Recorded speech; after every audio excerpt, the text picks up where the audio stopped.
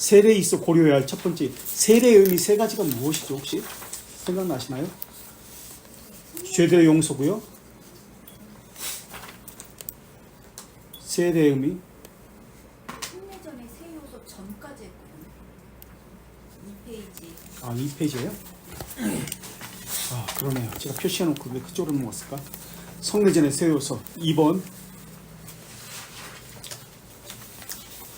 히브리서 9장 24절 한번 읽어봐 주시겠어요? 히브리서 9장 24절. 그리스도께서는 참 것의 그림자인 손으로 만든 성소에 들어가지 아니하시고 바로 그 하늘에 들어가사 이제 우리를 위하여 하나님 앞에 나타나시고. 이걸 해설하시면서 주석하면서 그리스도께서는 참 것의 그림자다. 그림자, 우리 배웠죠? 그림자. 손으로 만든 성소에 들어가지 아니하시고 바로 그 하늘에 들어가서 이것을 주석하면서 성례를 보이지 않는 은혜에 보이는 표시다라고 했습니다. 성례를 보이지 않는 은혜에 보이는 표시다. 보이지 않는 은혜에 보이는 표시가 성례다라고 했습니다. 그래서 칼빈은 성례를 이해하는 데 세 가지를 고려해야 한다고 이야기합니다. 첫째, 의미가 무엇이냐. 둘째, 요소, 본체, 실체라고 하죠. 그 요소가 무엇이냐. 그리고 의미와 본체 사이에, 실체 사이에 발생하는 효력이 무엇이냐. 이 세 가지를 고려해야 된다고 했습니다. 의미가 무엇이냐, 그 실체가 무엇이냐, 세 번째, 그 실체와 의미 그 사이에 발생하는 효력이 무엇이냐. 그래서 성례의 영적인 질서는 표식에 의해서 상징되는 것이 아니라 성만찬을 받아들이는 이에게 제시되고 제공된다고 이야기합니다. 하나님께서는 성례 없이 말씀 사역으로만 구원 사역을 행하실 수 있습니다. 그런데 왜 성례를 제정하셨죠? 인간의 연약함을 위해서. 설교뿐만이 아니라 사람은 눈에 보이는 가시적인 것을 가지고 믿으려고 합니다. 그래서 가시적인 것을 눈에 보이는 외적인 도움을 받도록 하신 것이 성례다라고 하신 거예요.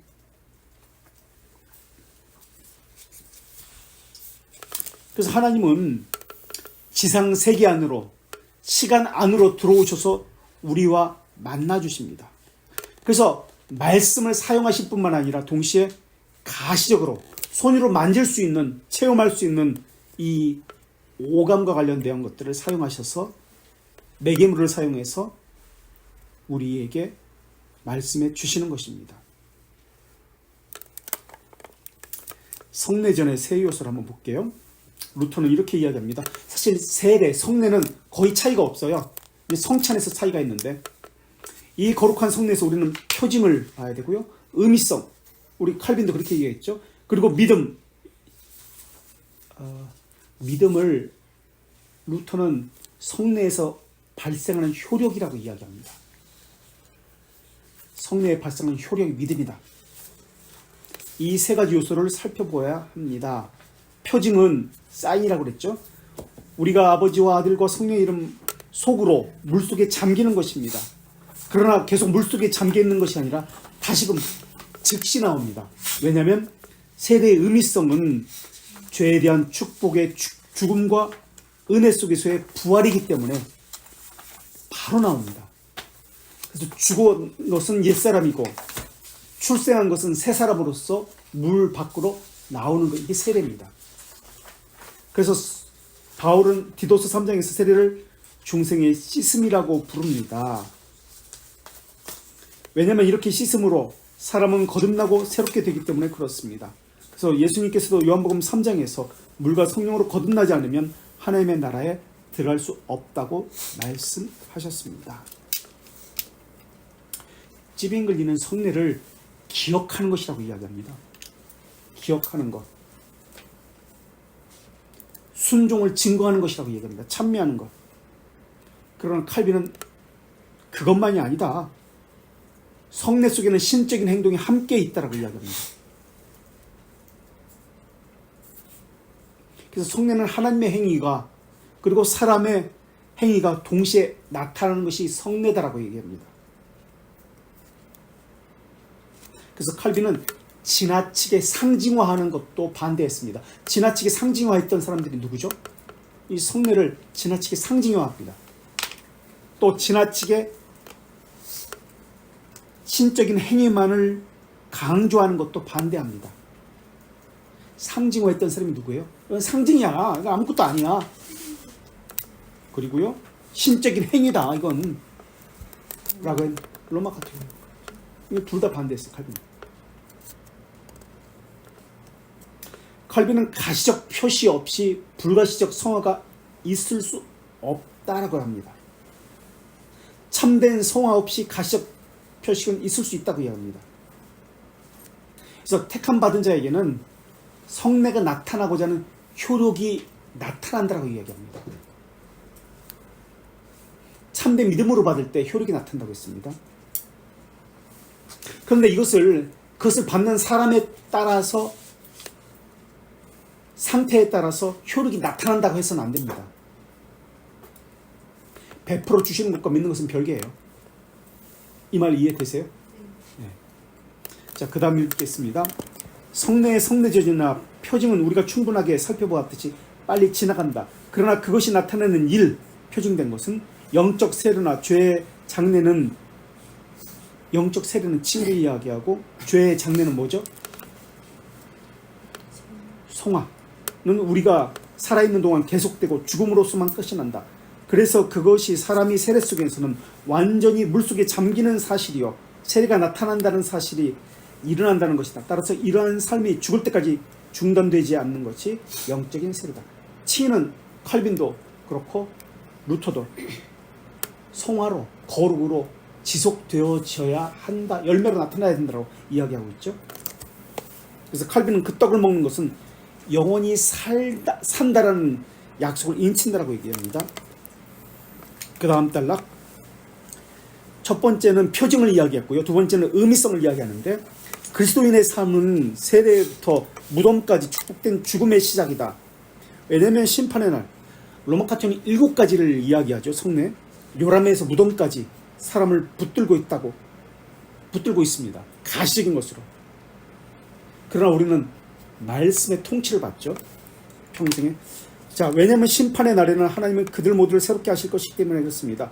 그와 같은 방식으로 세례시 물속에서 나오는 일은 빠르게 행해집니다. 하지만 그것이 나타내는 일이 영적인 탄생, 은총, 의의 증가, 비록 그 일이 세례에서 시작되었지만 죽을 때까지 계속되고 심지어 심판의 날까지 계속됩니다. 그때만 세례시 물에서 나오는 일이 완성됩니다. 성례는 독립적 구원의 원인이 아니죠. 하나님의 말씀에 의존하는 도구적 원인입니다. 성례는. 말씀이 없으면 그러면 성례는 의미가 없어요. 그래서 말씀에 의존하는 도구적 원인입니다. 그래서 하나님의 구원 약속이 성례를 만듭니다. 그 구원의 약속이 성례를 성례되게 만드는 거예요. 성례 이전에 중요한 것은 말씀이 이미 존재했다는 사실이고요, 말씀이 성례에 우선해야 한다는 사실입니다. 그래서 성만찬이 상징하고 있는 것은 하나님의 말씀을 상징하고 있습니다. 그래서 말씀과 성만찬을 어떻게 놓나요? 보통 교회에서 성찬 때와 말씀 강단이 어떻게 놓나요? 위치를? 말씀의 강단이 위에 있고 성찬 때가 밑에 있나요? 왜요? 왜 그렇게 해야 돼요? 몰라요? 안 배웠었으니까. 지금은 말씀에 종속되어서 동등한 위치입니다. 성만찬이 표징하고 있는 것은 말씀입니다. 하나님의 말씀의 임재라는 것을 이야기합니다. 라고 했습니다. 그렇다면 어떻게 놔야 되나요? 그 위치마저도 동등해 놔야 돼요. 성례는 말씀의 인도함을 받아야 합니다라는 것을 보여줘야 됩니다. 그래서 강대상과 소위 말하는 강대상 동등한 위치에 놔야 됩니다. 그럼 우리는 어떻게 놨을까? 동등한 위치에 놨습니다. 그럼 왜 가운데 놓쳐놨죠? 우리는 가운데 설교단이 가운데 없어요. 왜 우측에 있지? 왜 우측에 있을까요? 가운데 같이 놓아야 되는 거 아닌가? 동등하다면 가운데 둘을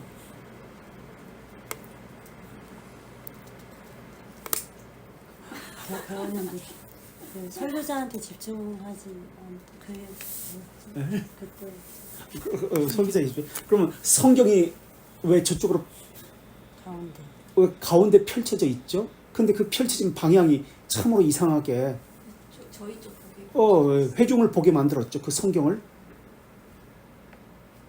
보통 교회는 그렇게 펼쳐지지 않고 반대쪽으로 펼쳐져 있는데 하나님 앞에 올려드린다는 개념으로 왜 회중을 향해서 펼쳐져 있죠? 말씀을 받아서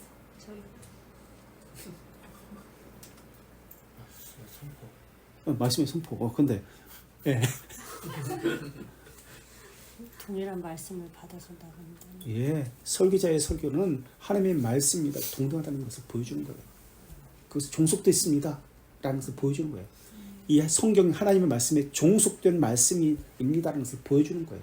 그래서 이거 말씀이 하나님을 향해, 그러니까 저 앞을 향해서 있는 것이 아니라 회중을 향해서 성경 말씀을 보도록 하고 있는 거예요. 사람에게 주목해서는 안 됩니다. 성경 말씀에 주목해야 합니다라는 것을 보여주고 있는 거예요. 저 질문이 뭐였더라 아까. 그리고 왜 우측에 있는지. 말씀의 권위. 보통 성경에서 우편에 앉아 계신다. 우측을 권위와 관련되어 있잖아요. 그래서 말씀의 권위를. 권위가 있고 그 다음에 설교자. 설교자의 권위가 아니라 하나님의 선포되는 말씀이라는 것을 권위가 있다는 것을 보여주는 거예요.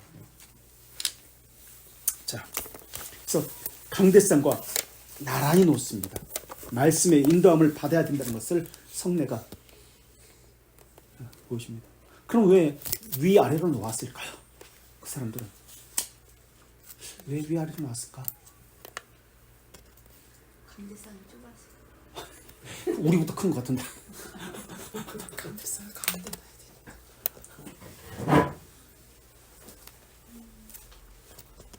어떤 약간 편의적인 거 아니에요? 이렇게 성도들이 나와가지고 저희 구교회에서도 강대상까지 올라와서 성찬하기 어려우니까.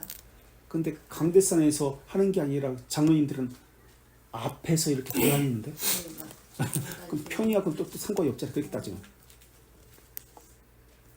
모르겠습니다. 하여튼 각자 나름대로 하겠지 뭐. 멋있으니까 그렇게 하겠죠. 이유도 없고 그냥 할 거예요. 따라서 하겠죠 뭐. 놀자리가 없어서. 성찬에 대한 의미를 몰라서 그래요. 그 얘기예요. 말씀에 종속된다는 거 없이 그냥 하는 거예요. 세 번째 요소는 밑에서 6줄 그 다음 달락 믿음입니다. 그 내용은 다음과 같습니다. 다시 말하면 이 성례전은 최후 심판의 날에 사람들이 죽고 부활하여 영원히 죄 없는 삶 속에 거하게 됨을 뜻합니다.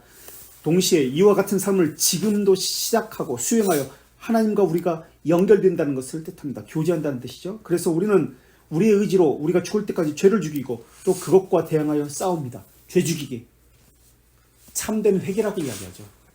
하나님이 주시는 것이 어떤 믿음이라고 이야기하죠? 우리가 올바른 믿음이죠. 그런 다음에 우리 측에서는 참된 믿음이라고 합니다. 하나님 측면에서 주시는 것은 올바른 믿음, 우리 측에서 올바른 믿음을 받은 사람이 가지는 것은 참된 믿음입니다.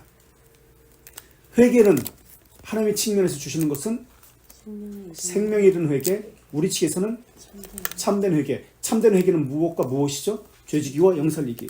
자, 참된 회개를 지금 이야기하고 있죠. 죽을 때까지 죄를 죽이고 그것과 대항하여 싸운다. 반면에 하나님의 의지는 우리를 자비롭고 은혜로 대하시고 가혹하게 우리를 판단하지 않으신다. 왜냐하면 우리가 죽음을 통해 정결하게 지기 전까지는 이 지상적 삶에서는 죄가 없는 게 아니기 때문에 그렇다. 그래서 칼빈은 성례의 기능을 설교의 기능과 동일하다. 다른 것이 아니다라고 이야기합니다. 그래서 말씀과 마찬가지로 눈으로 볼 수 없고 인간의 오성으로 이해할 수 없는 영적 신비를 증거하기 위한 것이 성례다라고 이야기합니다. 영적 신비를 증거하기 위한 목적이 성례다. 설교가 나타내는 것은 무엇이죠? 설교가 말하고자 하는 것은 성례가 궁극적으로 말하고자 하는 것과 동일하다는 거예요. 설교가 말하고자 하는 것과 성례가 궁극적으로 보여지는 것, 나타내고자 하는 것, 표정된 것은 동일하다. 그렇게 이야기합니다. 칼빈은. 그래서 성례를 무슨 말씀? 살아있는 말씀이 아니고 보이는 말씀이라고 그런 거예요. 그래서 동일하다는 의미예요. 동일하다. 그래서 보이는 말씀이라는 뜻은 성례가 물질적 요소를 통해서 예수 그리스도가 베푸는 은혜와 말씀이신 예수 그리스도를 드러낸다는 의미입니다. 그 드러내는 것은 예수 그리스도예요. 설교서도 드러내는 것은 예수 그리스도입니다. 예수 그리스도가 어떤 분인지 드러냅니다. 그래서 성례는 신적 은혜의 표시이지만 그것의 목적이 어떤 것인지 분명히 드러나야 합니다. 라고 이야기합니다. 그래서 분명히 드러나지 않으면 이거는 먹고 마시고 그냥 미사가 되는 거예요. 예배에 참석했다. 끝. 먹고 마셨다. 우린 참된 교회다. 성례가 있기 때문에 참된 교회다. 설교했기 때문에 참된 교회다. 그게 거짓 교회의 표시예요. 의미를 모르고 먹고 마시는 거예요.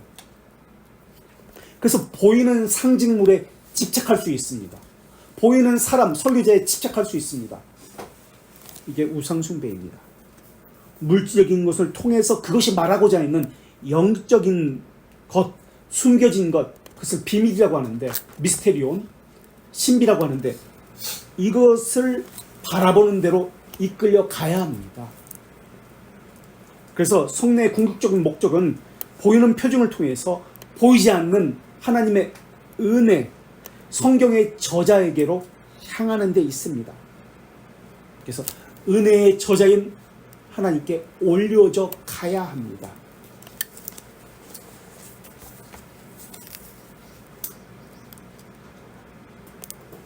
디도서 3장 15절에 아까 읽었던 말씀인데요.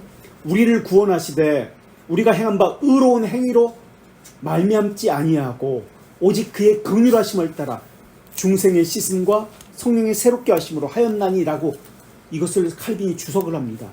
어떻게 주석했냐면 하나님의 은혜는 보이지 않고 숨겨져 있습니다. 그러나 그것에 대한 보이는 표시가 세례입니다. 라고 주석을 합니다. 숨겨져 있지만은 보이는 표시가 세례에 나타납니다. 성만찬에 나타납니다. 그래서 칼빈이 성찬 소고론이라는 소논문을 썼는데요. 우리가 루터의 책도 우리가 봤는데 칼빈을 배우게 되면은 칼빈의 소논문집도 좀 읽게 될 겁니다. 성찬 소고론이라는 책에서 약속의 실체를 보이신 표징으로서 표상한다라고 그렇게 설명합니다. 우리는 육신의 연약함 때문에 하늘에 오르지 못하지만은 그래서 하나님께서는 우리와 함께 하신다는 가시적인 표지를 보여주셨습니다. 그게 바로 성례입니다. 라고 합니다. 하나님이 우리와 함께 한다는 가시적인 표지가 성례이다. 세례와 성만찬이다. 라고 그렇게 칼빈이 이야기합니다. 그래서 우리는 표징을 바라보는 것이 아니라 표징 안에 표징된 하나님, 그러니까 예수 그리스도를 바라보도록 해야 합니다.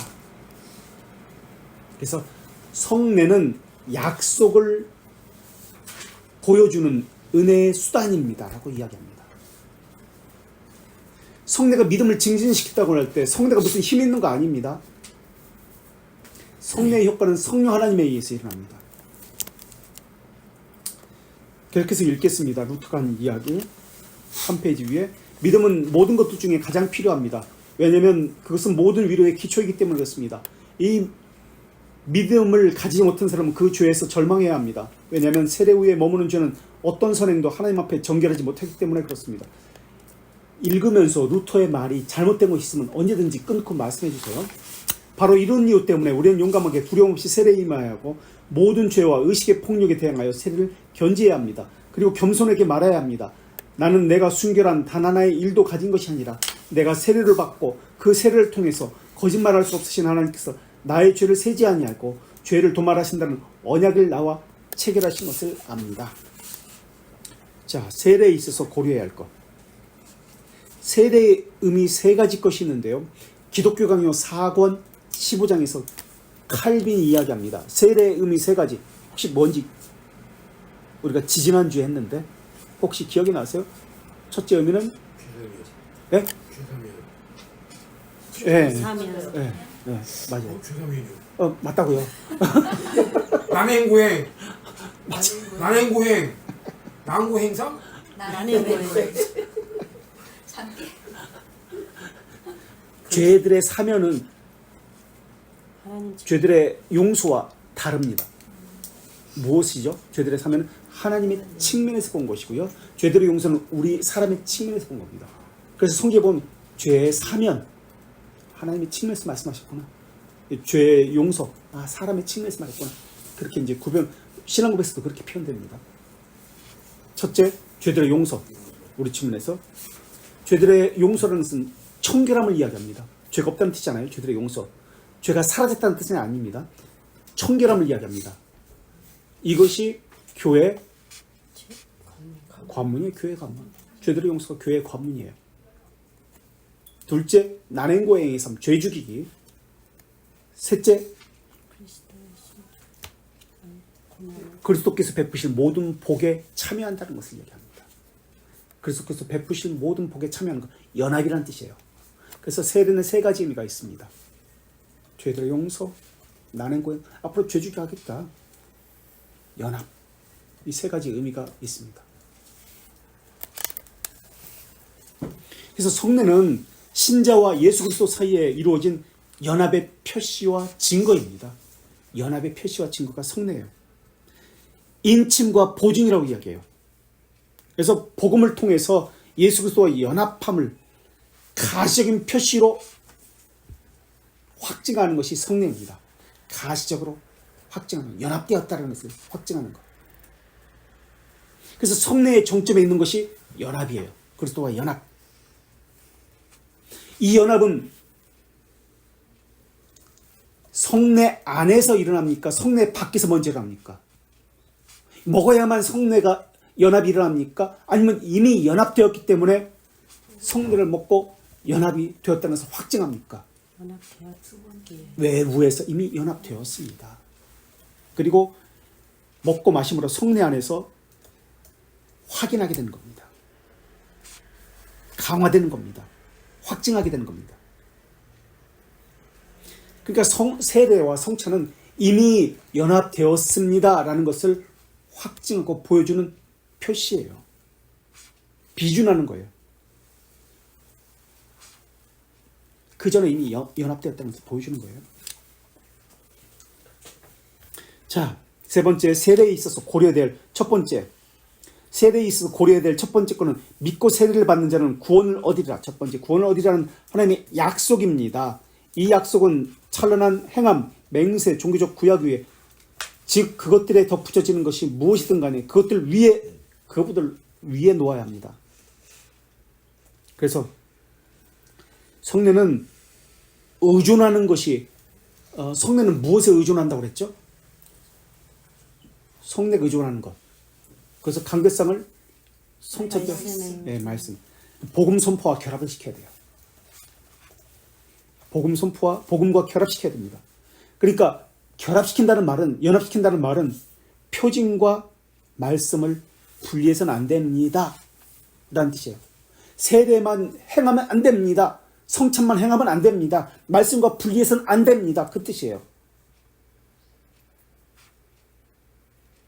성례의 효력의 근원은 말씀이에요. 성령께서 사용하시는 말씀이에요. 그거보다 성례를 위에 놓아서는 안 됩니다. 왜냐하면 그것이, 계속해서 읽겠습니다. 모든 우리의 구원이 의존하고 있기 때문에 그렇습니다. 우리는 그것을 그 속에서 우리의 믿음을 행사하는 것으로 간주해야 하며, 우리가 세례를 받을 때 우리가 구원을 얻는다는 사실을 결코 의심치 말아야 합니다. 만일 이 믿음이 세례 속에 현재하거나 주어지지 않는다면 세례는 우리에게 아무런 유익이 없습니다. 그 언약이 빠져요. 세례의 의미를 모르고 하면은 우리에게는 아무런 유익이 없습니다. 아니 그것은 세례를 받는 순간이나 모든 우리 일생 동안 오히려 우리에게 방해물이 됩니다. 난 세례를 받았다. 이게 우리 자랑거리가 된다는 거예요. 방해물이 된다는 거예요. 그러나 불신앙은 하나님의 약속을 거짓으로 비난하며 모든 죄 중에서도 가장 큰 죄가 됩니다. 자, 믿음이 세례의 효력을 일으킨다고 이야기합니다. 루터의 얘기입니다. 이거 칼빈의 이야기가 아니라 신앙고백에서 뭐라고 이야기할까요? 믿음의 요소는 세 번째가 성례 요소가 세 번째가 믿음이라고 했습니다. 찾아볼까요? 믿음에 있어 성례의 효력이 일어납니까? 벨지카 34장 3항 1절. 루터는 믿음에 의해서 효력이 일어난다고 얘기했습니다. 지금 우리 신앙고백서는 믿음에 의해서 성례의 효력이 일어납니까? 34페이지 34장 3항 1절. 믿음에 의해서 세례의 효력이 일어납니까? 세례의 효력은 1절 34페이지 외형적 물에서 비롯되는 것이 아니라 하나님의 아들의 보혈의 뿌림에서 비롯된다. 세례의 효력은 외형적 물에서 비롯되는 것이 아니라 하나님의 아들의 보혈의 뿌리심에서 비롯된다. 세례의 효력은 믿음에 있는 것이 아니라 이것을 제정한 예수 그리스도에 의해서 일어납니다. 세례 받는 자의 믿음에 의해서 세례의 효력이 있는 것이 아니라 예수 그리스도의 보혈에 의해서 제2원인을 이야기합니다. 그럼 구체적으로 정확히 얘기하면 제1원인에 의해서 일어납니다라고 이야기하게 됩니다. 믿음으로 말미암아는 몇 원이죠? 3원입니다. 도구적 원인입니다. 그죠? 1원인 하나님이 세상을 이처럼 사랑하사 하나님이 자비하신 유한 원인. 제2원인 독생자를 주신 것. 실제적 원인. 제3원인 믿음으로 말미암아. 지금 믿음으로 말미암아 효력이 일어난다. 제3원인 아니다라고 이야기합니다. 지금 세례받는 자의 믿음에 의해서 나오는 것이 아니에요. 방법, 형식, 물과도 상관이 없어요. 물에 의해서 일어나는 것이 아니에요. 사람에 의해서 효력이 일어나는 거 아니에요. 무엇에 의해서 효력이 일어난다? 이것을 은혜라고 합니다. 은혜에 의해서, 하나님의 은혜에 의해서, 은효론입니다. 방법에 의해서 사효론, 사람에 의해서 아주 훌륭한 목사님이 세례를 받았다, 주례했다 아니에요. 인효론 아닙니다. 은혜 예수 그리스도의 보혈에서 나옵니다. 이 인간의 어떤 것으로도 개입될 수 없습니다. 그래서 루터가 말한 이 믿음을 잘못 해석하면은 사람이 가진 믿음이라고 해석할 수 있습니다. 그래서 제가 분명히 짚고 넘어가는 거예요. 하나님께서 주신 믿음이라는 개념에서 설명되어져야 합니다. 근데 루터는 지금 본인이 믿음이라고 얘기하는 것이 사람에게 의존하는 것이 아니라 하나님이 주신 믿음이라고 설명해 주고 있는 좀 건가요? 그렇게 설명했다라고 보고 있습니다만은 그래서 분명히 제가 지금 왜냐면 이 당시는 사람에게서 무엇이 있다는 것 이것이 중요했거든요. 지금 카톨릭과 관련돼서 로마 카톨릭과 관련해서 지금 종교개혁 이 루터 시대 때 그래서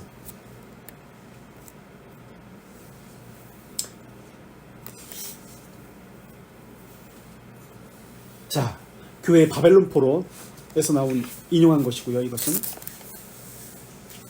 그 다음 세례는 사람의 손의 행사가 아닌 그리스도 손의 행사다. 그러니까 인여론이 아니라는 것이죠. 방법론적으로 그리스도의 손의 행사. 근데 사람들은 사요론 방법을 따집니다. 어떻게 해야 되지? 떡은 어떻게 하고 무엇으로 하고 뭘 포도주는 뭘 어떻게 하고 잔을 하나로 아니 떡은 하나에서 뜯어 먹는 게 좋은지 아니면 미리 잘라져 있는 것이 좋은지 아니면 백포도주 쓰는지 적포도주 쓰는지 아니면 한꺼번에 한 접시 가지고 이렇게 한 대접 가지고 이렇게 돌려가면서 마시는 게 좋은지 아니면 따로 이렇게 분리된 분장 가지고 이렇게 해서 먹는지 이거 가지고 싸우고 따지고 효력이 있다 없다 그래요. 어떻게 하는 게 좋을까요? 아니다라고 이야기합니다. 그래서 제가 지난번에 말씀드렸죠. 전 독일에 있을 때 루터교회 다녔는데 독일 교회 이 대접 가지고 돌아가면서 이거 한 대접 가지고 이렇게 하니까 막 건더기도 뜨고 아유 여기 빨간 거 다 묻고 야 이거 의미는 알겠어요. 한 몸이니까 우리라는 개념이니까 한 몸이기 때문에 한 지체라는 개념에서 함께 이게 먹는다는 것은 알겠어요. 빵도 자기가 뜯어가요. 이 동그란 어떤 사람은 이만큼 뜯어가가지고 막 이만큼 꽉 넣어. 그러니까 꽉 차 있어. 그리고 이제 포도주를 주니까 이게 그냥 이게 삼켜지나 이게 나오게 되어 있지. 이게 둥둥 떠다니는 거야. 어떤 사람은 조금 먹고 각자 이렇게 하게 하더라고요.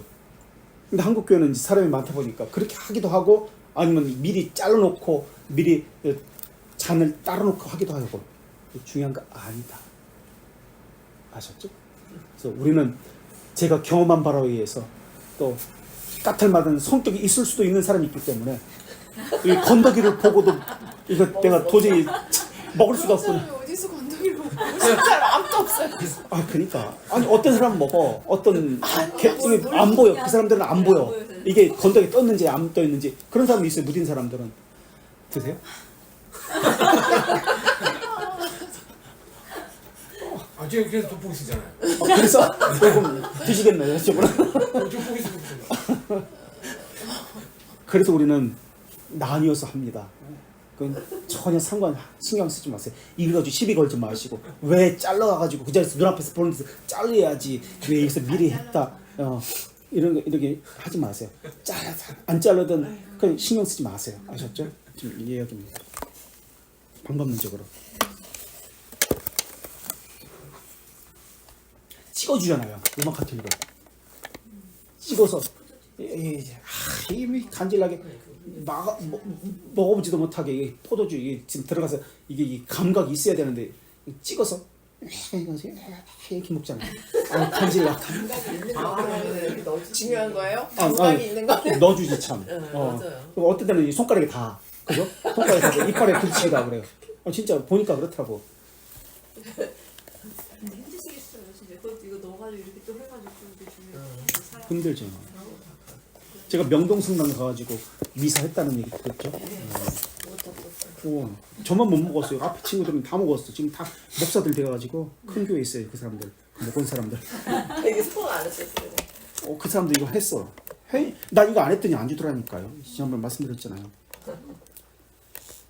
자, 방법론적으로 아니다. 신경 쓰지 말라. 세례는 사람의 손에 의한 그리스도의 손의 행사다. 사람은 세례를 베풀기도 하고 베풀지 않기도 한다. 이 말에는 사람이 세례를 베푼다. 왜냐하면 그는 당사가 세례받도록 그를 물속에 잠기게 하는 일을 수행하기 때문이다. 사람이 세례를 베풀지 않는다. 그 뜻은 왜냐하면 그 행위에 있어서 그 자신의 행위로가 아니라 권위로서가 아니라 사람의 권위가 아니라 하나님의 대신해서 그 일을 수행하기 때문에 그렇다. 따라서 마치 그리스도 자신 아니 하나님 자신이 그 자신의 손으로 직접 우리에게 세례를 베푸셨던 것처럼 우리는 사람의 손에 의해서 세례를 받아야만 합니다. 왜냐하면 세례는 사람의 세례가 아니라 사람의 손에 의해서 우리가 받는 그리스도와 하나님의 세례이기 때문에 그렇다. 그것은 마치 우리가 다른 사람의 손을 빌려서 사용하는 모든 창조물이 하나님 혼자의 것이라는 사실과 같다. 그러므로 세례가 마치 외부로서는 사람에게 내부로서는 하나님에게 속한 것처럼 양분된 것으로 봐서는 안 된다. 그러면 세례를 이 세 가지 종류가 있잖아요. 물에 확 적시는 거 침례라고 하죠. 그러면 물을 뿌리는 거 또는 물을 확 붓는 거 적시는 것이죠. 뿌리는 거 말고 적시는 거 물을 확 붓어가지고 흘러내리는 거. 어떤 게 좋을까요? 어떤 방법이? 침례교회는 물에 담그는 게 아니라 빠치죠. 빠치는 것을 코에 물이 들어가야만 효력이 있다고 해요. 다른 거 인정하잖아요. 안 빠졌어요? 이건 물은 장르교였군. 빠졌지만 네. 전 침례 빠졌지만 그 쿄에 물이 들어가 효력이 있다 이런 말 아니, 없어요. 근데 내가 한 말이고. 아니 여기 침례만 얘기하지. 그 여기 지금 다 심각하게 말하고 그 진짜 들었어요? 코에 물이 들어가. 코에 물이 들어가. 코를 잡고 하지 물론. 몸을 물속에 담갔다는 네, 거예요. 그러니까요. 완전히 그렇죠. 적셔야 돼. 물이 들어가 이게 들어가야 돼 완전히. 네. 그 침례교회. 코가 잡고 있던데. 그 코는 잡고 해요. 근데 안 들어가겠냐고요. 그게. 그러니까 목사님 헷갈리게 하지 마시라고. 캄보디아에서 우리 한인 이제 장로교에서 선교사 가잖아요. 거기서는 그 물에 들어가서 한대요. 그래야 그들이 왜냐면 그들은 물에 이렇게 하는 것은 귀신 쫓아내는데 물 뿌리는 거, 송수 뿌리듯이 이런 식으로 하기 때문에 문화기 때문에 꼭 장로교에도 물에 들어가서 거기서 집어 넣는데요. 그렇게 세례 준다고 그러더라고요. 이거 역시 아무런 중요한 거 아닙니다. 아셨죠? 네. 왜 우리는 물을 적시느냐 뿌리느냐 이거 가지고 싸우지 마세요. 엄밀히 말하면 세례는 침례가 맞습니다. 상징적인 의미를 가지고 있기 때문에 죽었다가 부활한다 이런 개념이기 때문에 그래서 성부와 성자와 성령의 이름으로 이 3번 하도록 합니다만 이것도 3번 하든 한 번 하든 신경 쓰지 마세요. 아셨죠? 네. 물을 많이 주든 적게 주든 이것도 신경 쓰지 마세요. 사실은 물을 많이 줘가지고 흘러내리게 해야 한다라고 이야기합니다만 어쨌든 가시적인 것이 더 의미를 이렇게 보여지기 때문에 그렇습니다. 어쨌든 찬물로 해야 되냐 따뜻한 물로 해야 되냐 또 그런 물이 또 나오지 또 찬물 한다 뜨거운 물 한다.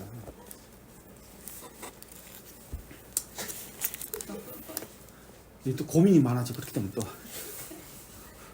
칼빈은 하나님은 세례라는 표시를 통해서 우리가 하나님의 집에 받아들여졌습니다라는 것을 확증한다고 그렇게 이야기했습니다. 그래서 하나님의 집에 받아들여졌습니다라는 말의 의미는 하나님께서 그 영혼에게 하나님 말씀으로 공급합니다. 양식을 공급합니다. 하늘 양식을 공급합니다라는 뜻을 가지고 있기 때문에 세례를 받은 자는 이어서 성찬을 통해서 말씀의 공급을 받습니다 라는 것을 확인한다라고 이야기합니다. 그래서 세례받은 자가 바로 이어서 우리 성찬에 참여하게 되는 겁니다.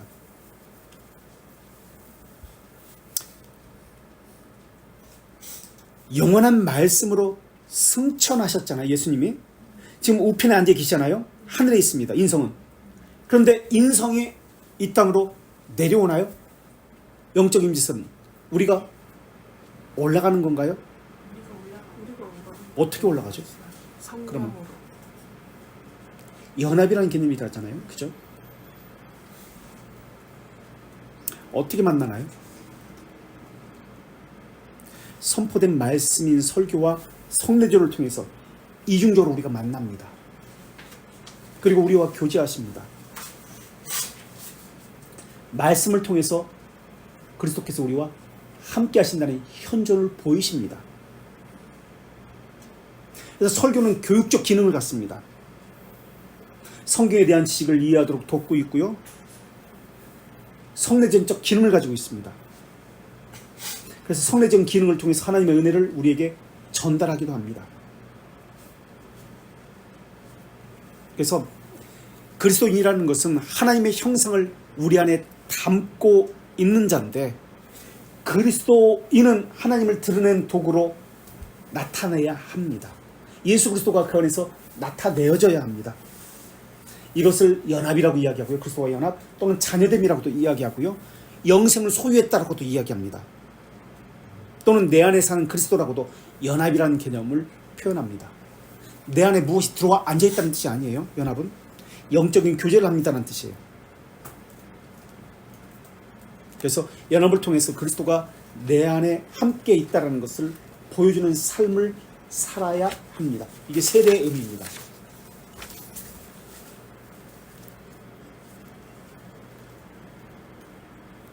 그리스도 안에서 우리가 새로운 피조물이 되기 위해서 예수 그리스도 안에서 우리가 탄생하며 그리스도 안에서 우리가 새로운 피조물이 되기 위해서 예수 그리스도 안에서 우리가 새롭게 탄생하는 것이며 예수 그리스도 안에서 우리가 살기 위해서 예수 그리스도 안에서 예수 그리스도도 우리 안에서 사시는 겁니다. 탄생하는 겁니다.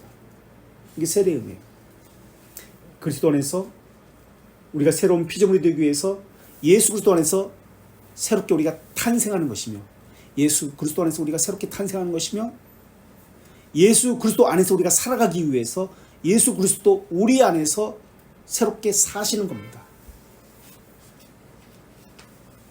그래서 우리가 예수 그리스도 안에서 새로운 피조물이라고 할 때 그리스도 역시 우리 안에서 새롭게 사시는 것이며 우리 역시 그리스도 안에서 새롭게 사는 겁니다.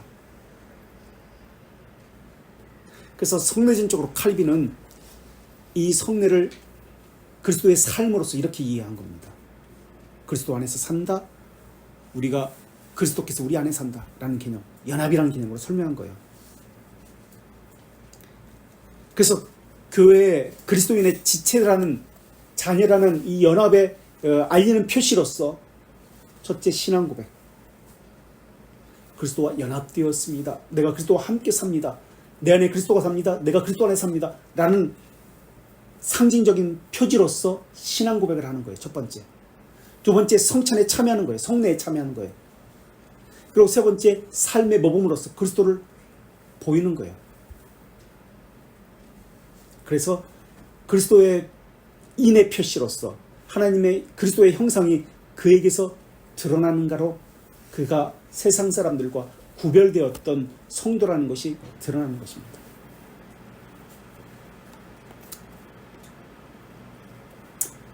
자, 세례라는 의미, 단어의 본래적인 의미, 세례는 히브리어로 밥티스모스, 이제 침례라는 뜻이잖아요. 라틴어로 메르시오라고 부릅니다. 이 단어는 4페이지, 어떤 것을 전적으로 물속으로 던져서 그물이 그것을 완전히 덮어버리는 것을 의미합니다. 비록 여러 지역에서 어린아이는 세례반에 넣거나 잠기게 하지 않고 단지 세례반으로부터 성수를 그들에게 뿌리는 관례만이 있습니다. 또는 적시는 관례만. 성수, 그 사제가 이렇게 축성한 물이잖아요. 그러나 전자의 방식이 바른 방식입니다. 물에 집어넣는 것, 침례가 바른 방식이라는 것. 이러한 방식은 세례의 의미성 때문에 그렇습니다. 의미성이 더 선명하게 드러나기 때문에 침례가 더 올바른 방식이다라고 표현하고 있는 거예요. 왜냐하면 세례는 옛사람의 죽음, 죄 죽이기, 영살리기, 새 사람으로 사는 것, 중생의 씻음과 성령의 새롭게 하심이라고 디도서 3장 5절에서 그렇게 표현하고 있죠. 중생의 씻음 칭의, 옛사람 죽이는 것, 성령의 새롭게 하심, 성화, 옛사람과 살과 피의 원죄적 출생이 전적으로 하나님의 은혜에 의해 물에 잠기게 되는 것을 나타내기 때문입니다. 라고 이야기합니다. 혹시 세례와 관련해서 다음 주에 유아세례를 해야 되겠네요. 시간이 다 됐